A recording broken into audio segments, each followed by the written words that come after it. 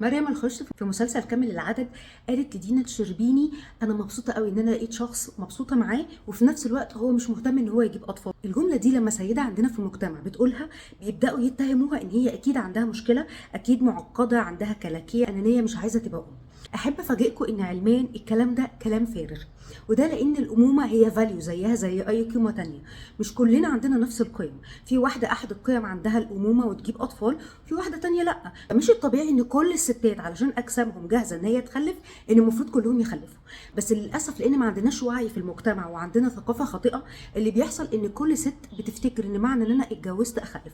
وعشان كده بنشوف عدد الاطفال اللي عندهم مشاكل نفسيه بسبب سوء معامله مامتهم ليهم، اللي بعد ما خلفت ادركت ان هي اصلا مش جاهزه انها تخلف، ان هي مش قادره تتحمل المسؤوليه.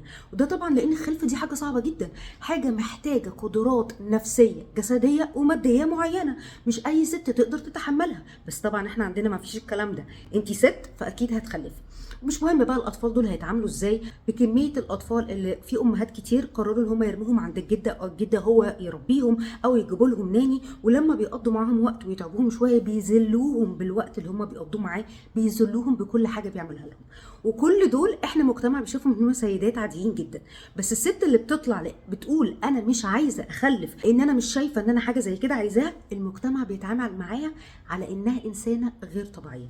لو انت من السيدات دي، برافو عليكي ان انت عندك الوعي، انك عارفه ايه الحاجه اللي انت قدها وايه الحاجه اللي انت محتاجاها وايه الحاجه اللي لا، مش حافظه زي ناس كتير. ما تسمحيش لحد يضغطك ويخليكي تغيري موقفك وانت مش جاهزه، لان ده مش هيأثر بس سلبيا عليكي، هو هيأثر عليكي انت والطفل اللي ملوش اي ذنب في ان احنا كمجتمع ما عندناش وعي.